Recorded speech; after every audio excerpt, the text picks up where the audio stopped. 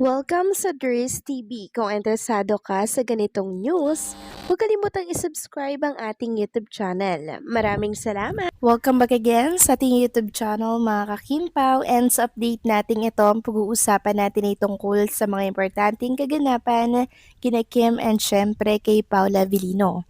Pero bago po ang lahat, maraming salamat sa inyong patuloy na pag-support at pagsubaybay sa mga daily update natin. Kaya naman bilang pasasalamat, narito po ang ilang napili kong komento patungkol ito sa naging previous update. Unang komento mula po ito kay Ginang Nida Corsiega. Sabi niya, ako senior na pero hindi ako nagbabasa ng ibang issue or blog ng iba. Sa'yo lang ako nakikinig or nagbabasa, Miss Joyce. Minsan lang ako mag-comment pero sa'yo ako palagi nakatutok sa mga binabalita mo. Miss Gandara, hindi ako maniniwala sa ibang vlogger.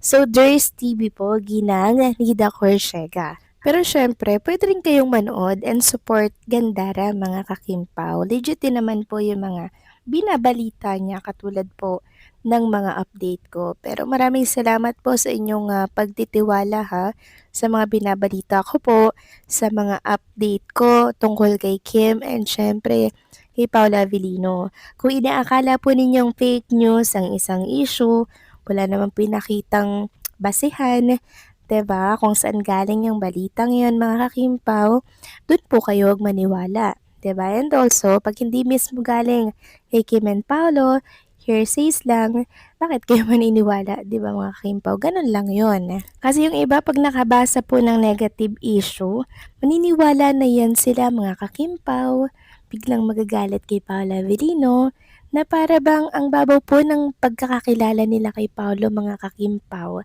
Do'n po ako nalulungkot sa mga fan na talaga namang wala pong tiwala kay Paula Avellino. Pero pinapakita na naman ni Paolo, 'di ba, kung gaano siya katotoo kay Chinita Princess, but still kino-question pa rin po yung kanyang katapatan, yung kanyang sinseridad kay Chinita Princess.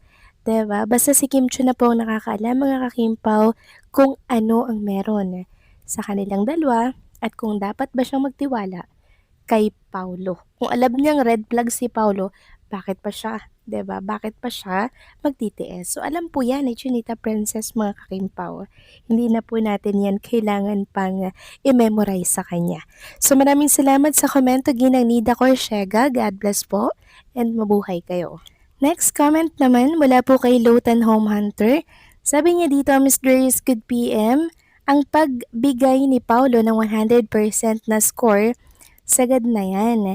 Wala nang maurungan. Anong pag-amin pa ba ang gusto nila kay Paulo? Madaling intindihin ang mga galawan ng dalawa na mag-asawa na nga eh. May basbas na yan sila. Ang mga tunay na mga fans ng Kim Pao ay madaling makaintindi, matalino, at mahal natin silang tunay at hindi tayo dapat makulot sa kanila. Dito tayo para suportahan ang Kim Pao hanggang dulo. Walang iwanan. We love Kim Pao forever at maging masaya tayo na sila na habang buhay at sana ilayo si Paulo sa tukso para tuloy-tuloy ang swerte sa buhay nilang mag-asawa at masayang pamilya. Kim Pao forever. God bless us all. Take care always. Yes, tama po kayo dyan, Lotan Home Hunter. Wala na pong hihigit pa sa 100%. Sagad na po yung score na yun. Kaya sa mga nagdududa pa dyan, bahala po kayo dyan. Basta dito kami sa 100% na score na binigay ni Paula Avellino sa press nung time na nag-MediaCon for the Alibay. So maraming salamat sa komento, Lotan Home Hunter. God bless and mabuhay kayo.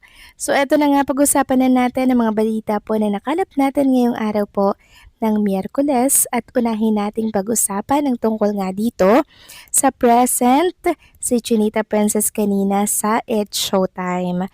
So grabe mga kakimpaw, talagang nagpasaya na naman si Chinita Princess kanina sa nung time show po na It's Showtime. Talagang na-miss po siya ng madlang people, ng mga televiewers, and also ng mga Kimpaw fans na supporters ni Kim Chiu sa It's Showtime. And as usual, mga kakimpaw, bunot na naman si Chinita Princess sa mga Kuya Bong niya and syempre kay Kuya Jong Hilario. At alam nyo ba, ganito ang nangyari kanina mga kakimpaw, no? Sabi po ni Bong Navarro, winner ka kahapon. Tapos nakita ko yung itsura ni Bong Navarro. Kilig na kilig at may pagtakip pa po mga kakimpaw sa kanyang bibig. Alam niyo, ayan, papakita ko na lamang sa mga screen po ninyo. Ganyan kakilig si Bong Navarro, tapos si Chinita Princess, may paghampas pa. Sabi ba naman winner ka kahapon na para bang may alam si Bong Navarro sa nangyari po kahapon kay Chinita Princess, kaya wala ito sa It's Showtime. So alam na natin mga kakimpaw, di ba, yung rason kung bakit wala siya sa It's Showtime. Meron siyang panibagong blessings, meron siyang panibagong endorsement, meron siyang panibagong TV commercial shoot. Pero sa sinabi po ni Bong Navarro, parang meron siyang iba pang alam na nangyari din kahapon. The way ng pagsalita niya, the way ng action niya, sobrang kilig mga kakimpaw. Sabi nga dito sa post, alam na alam ni Kimi ang sagot sa tanong kahapon. Kaya nga po napahampas na lang si Chinita Princess at kilig na kilig din. Sayang nga lang at hindi po inisplok ni Bong Navarro mga kakimpaw yung nakita niya dito po kay Chinita Princess, kaya siya ay napasabing winner ka kahapon Grabe mga kakimpaw, no? Kung ano man yang alam ni Bong Navarro kay Chinita Princess, mga kakimpaw, lalabas at lalabas din po yan sa tamang panahon. Basta galawan pa lang ni Bong Navarro, alam na this mga kakimpaw. Samantalang next topic naman tayo, pag-usapan naman natin ang tungkol dito mga kakimpaw sa ride ng Kim Pao na kung saan wini-wish nga po ni Ira. Sabi niya, kailan matutupad ang pangarap ko makita kayo na riding motorcycle? Baka naman Pao, gusto mong mag-chill ride to Baguio, isama mo si Kimi para makapag-unwind din kayo and meet the parents, Eme, Charis. So yun nga yung sinasabi ko mga kakimpaw, enjoy magmotor. 'Di ba? Pero syempre, as fans or as fan ni Kim and Paula Avellino, ang mas gusto ng nakararami ay yung safe habang nag-enjoy si Kim and Paula Avellino. 'Di ba? Safe habang nag-enjoy. Kasi pag motor po ang gamit natin, tapos long drive, syempre mga kakimpaw, hindi talaga maalis sa kalsada yung aksidente. 'Di ba? Kasi alam niyo yung mga motor, kadalasan po talaga yun yung naaksidente sa kalsada. Madalas po kasi yung iba dyan, kamote, singit ng singit, 'di ba? Kaya po nangyayari yung aksidente. And kahit naman nag-iingat ang nakamotor, kung hindi po nag-iingat yung mga kasabay o yung mga kasalubong mo, wala din yung pag-iingat mga kakimpaw. Kaya doon na lang tayo sa mas secure.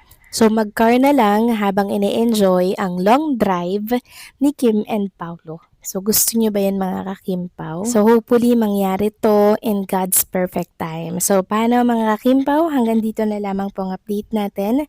Maraming salamat sa patuloy po na pagsuporta.